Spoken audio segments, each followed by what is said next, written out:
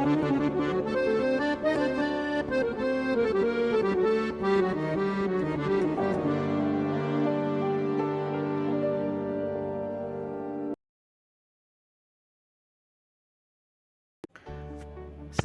bahasa Melayu. Kita akan membahas asal-usul bahasa Melayu, yaitu yang pertama, rumpun Austronesia. Bahasa Melayu berasal dari rumpun bahasa Austronesia yang menyebar dari kawasan Taiwan dan menyebar ke berbagai wilayah di Asia Tenggara, Pasifik, hingga Madagaskar. Yang kedua, perkembangan awal.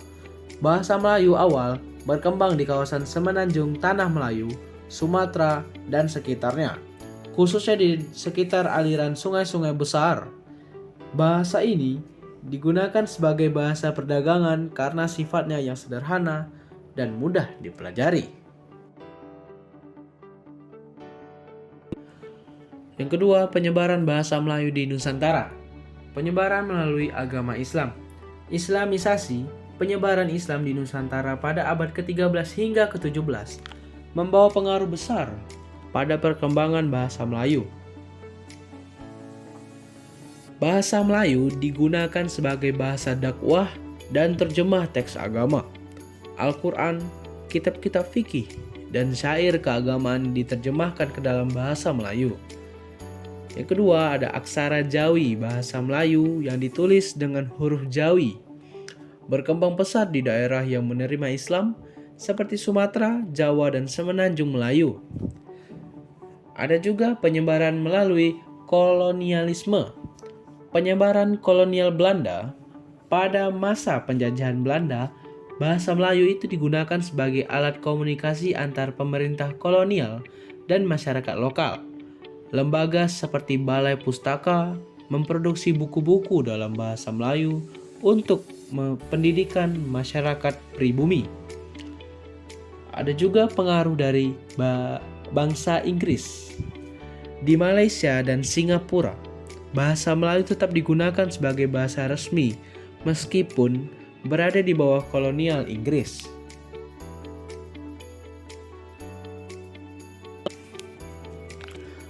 Peran perdagangan dalam perkembangan bahasa Melayu.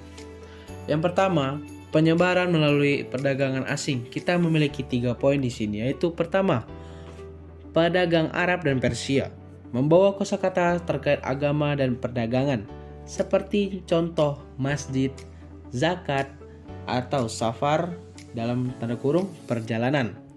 Poin 2, pedagang India memperkenalkan istilah-istilah dari bahasa Sanskerta yang terkait agama Hindu-Buddha dan sistem pemerintahan, contohnya raja, agama, dan bahasa. Poin ketiga, pedagang Tionghoa memberi pengaruh kosakata perdagangan dan makanan, contoh teko, mie, tauke. Yang kedua, penyebaran melalui komoditas perdagangan. Kita memiliki 2 poin, yaitu poin pertama, perdagangan rempah-rempah. Bahasa Melayu digunakan di Maluku, pusat perdagangan pala dan cengkeh. Poin kedua, perdagangan sutra dan kain. Pedagang dari Gujarat, India, dan Tiongkok memperluas penyebaran bahasa Melayu di pesisir Jawa dan Sumatera. Pengaruh kerajaan-kerajaan Melayu. Yang pertama, Kerajaan Sriwijaya. Bahasa Melayu digunakan sebagai bahasa pengantar di pusat pendidikan, kebudayaan, dan keagamaan. Bahasa Melayu juga digunakan sebagai bahasa buku pembelajaran agama Buddha. Yang kedua, kerajaan-kerajaan Islam di Sumatera. Bahasa Melayu digunakan sebagai bahasa pengantar dalam berbagai bidang kehidupan seperti pendidikan, pemerintahan, dan perdagangan. Bahasa Melayu yang digunakan pada masa ini dipengaruhi oleh bahasa Arab dan Persia. Yang ketiga, Kesultanan Riau Lingga. Kesultanan Riau Lingga membuat kamus bahasa Melayu dan menetapkan bahasa Melayu sebagai bahasa resmi mereka.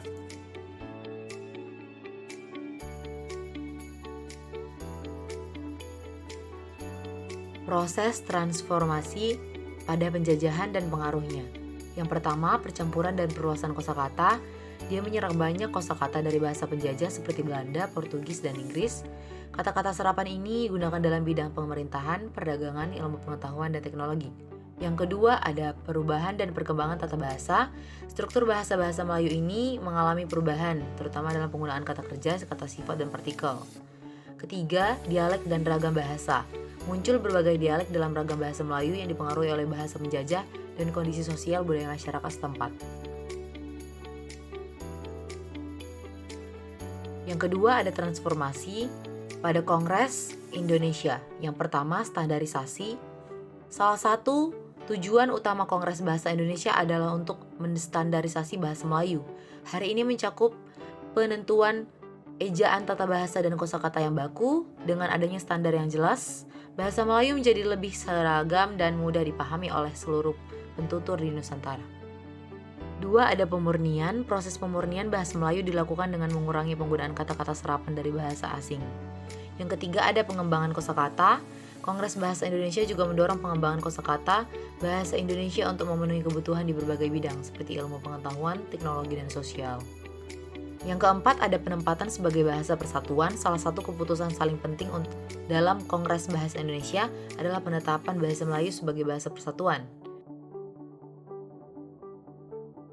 Proses transformasi Sumpah Pemuda 1928. Sumpah Pemuda 1928 merupakan tongkat sejarah yang sangat penting dalam perjalanan bahasa Indonesia. Salah satunya keputusan penting yang diambil dalam kongres ini adalah penetapan bahasa Indonesia sebagai bahasa persatuan. Keputusan ini menandai sebuah babak baru dalam sejarah bahasa Melayu, yaitu transformasinya menjadi bahasa Indonesia. Lalu ada proses transformasi pada peran tokoh bahasa. Pada tokoh Raja Ali Haji, beliau ini dianggap sebagai bapak bahasa Melayu modern karena telah menyusun tata bahasa Melayu yang sistematis dalam kitabnya berjudul Bustanul Khatib. Lalu ada Bapak Muhammad Yamin, salah satu tokoh pergerakan nasional yang juga sangat peduli dengan perkembangan bahasa Melayu. Ada Bapak Sultan Takir Alis Syahjabana, tokoh sastrawan yang sangat berkontribusi dalam pengembangan sastra Indonesia. Beliau juga memiliki pandangan yang luas tentang perkembangan bahasa Indonesia. Yang terakhir ada Pak Harimun Kridalaksana, seorang ahli bahasa Indonesia yang banyak melakukan penelitian dan menulis buku tentang bahasa Indonesia.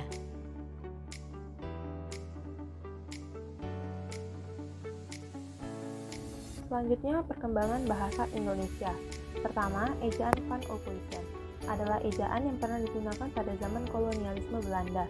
Ejaan Van Ophuijsen dirangkai oleh Van Ophuijsen, seorang ahli bahasa dari Belanda, bersama dengan dua pakar bahasa dari Melayu, yaitu Nawawi Soetan Makmur dan Moh Taib Sultan Ibrahim. Ejaan Van Ophuijsen sendiri merupakan hasil dari penggabungan ejaan Latin dan ejaan Belanda. Setelah rancangan ejaan selesai dibuat, ejaan Van Ophuijsen diresmikan oleh pemerintah Belanda pada 1901 dan digunakan selama 46 tahun. Contoh ejaan Ophuijsen adalah jang atau yang, saja atau saya, pacar atau pacar, dan cara atau cara. Lalu yang kedua, ejaan Soewandi atau ejaan Republik pada masa awal kemerdekaan. Ejaan ini disebut ejaan Republik karena terbentuk berdekatan dengan Hari Proklamasi. Sementara itu, ejaan ini disebut juga sebagai ejaan Soewandi karena Soewandi pada masa itu menjabat sebagai Menteri Pendidikan dan Kebudayaan. Ejaan Soewandi diresmikan pada 19 Maret 1947. Adapun ciri-ciri ejaan Soewandi atau ejaan Republik adalah huruf oe menjadi u seperti goeroe menjadi guru, bunyi yang dinyatakan dengan tanda petik ditulis dengan k, seperti ta menjadi ta, pa menjadi pa, dan malu menjadi maklum. Kata ulang boleh ditulis dengan angka seperti ubur-ubur menjadi ubur-ubur, bermain-main menjadi bermain.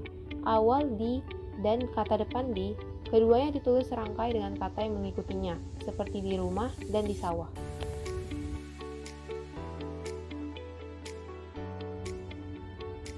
Lalu yang ketiga ada PUEBI, adalah singkatan dari Pedoman Umum Ejaan Bahasa Indonesia. PUEBI adalah pedoman terbaru ejaan bahasa Indonesia yang berlaku sejak 2015 dan menggantikan ejaan disempurnakan atau EYD edisi ketiga.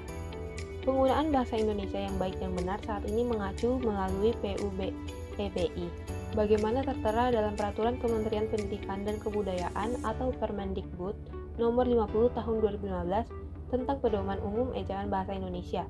Dalam bahasa Indonesia terdapat pedoman tentang ejaan bahasa Indonesia. Panduan tersebut telah mengalami berbagai perubahan dari masa ke masa.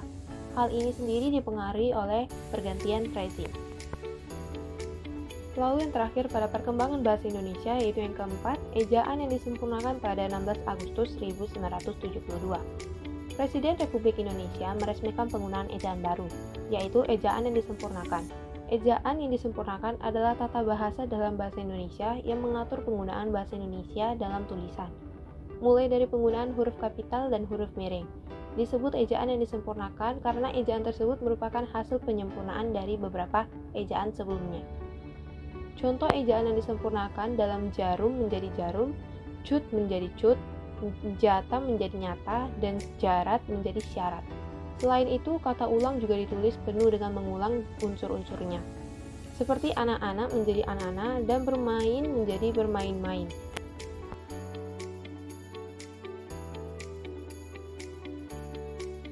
Perbandingan bahasa. Contoh kata-kata Melayu versus Indonesia. Kata dalam bahasa Melayu kereta, kata dalam bahasa Indonesia mobil, artinya kendaraan roda 4. Bahasa Melayunya rumah sakit, bahasa Indonesianya hospital, artinya tempat pengobatan. Bahasa Melayunya pejabat, bahasa Indonesianya kantor, artinya tempat bekerja. Bahasa Melayunya sekolah, bahasa Indonesianya sekolah, artinya tempat belajar. Bahasa Melayunya buku, bahasa Indonesianya buku, artinya media cetak berisi tulisan. Bahasa Melayunya makan, bahasa Indonesianya makan, artinya mengonsumsi makanan.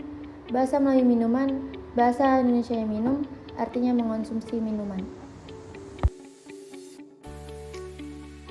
Pengaruh bahasa asing.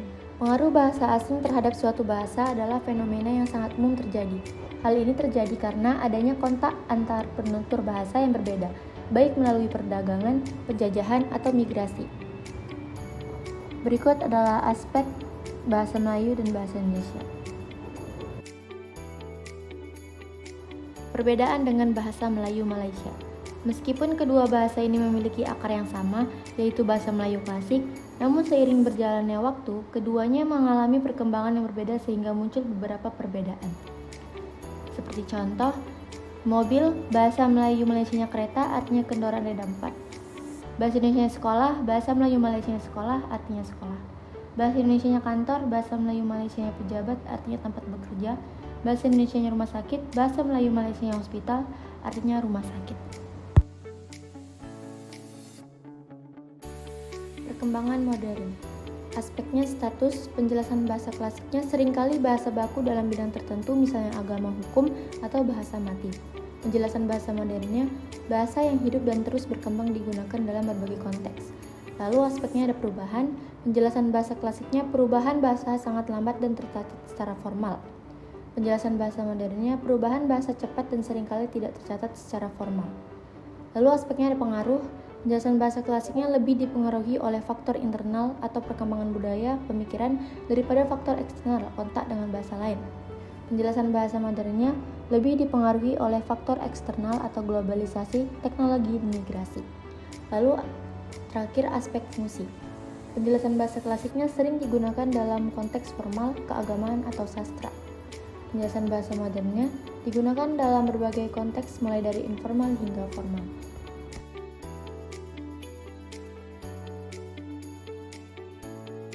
Kesimpulannya yaitu yang pertama, pentingnya bahasa Indonesia sebagai pemersatu. Bahasa Indonesia memiliki peran yang sangat penting dalam mempersatukan bangsa Indonesia.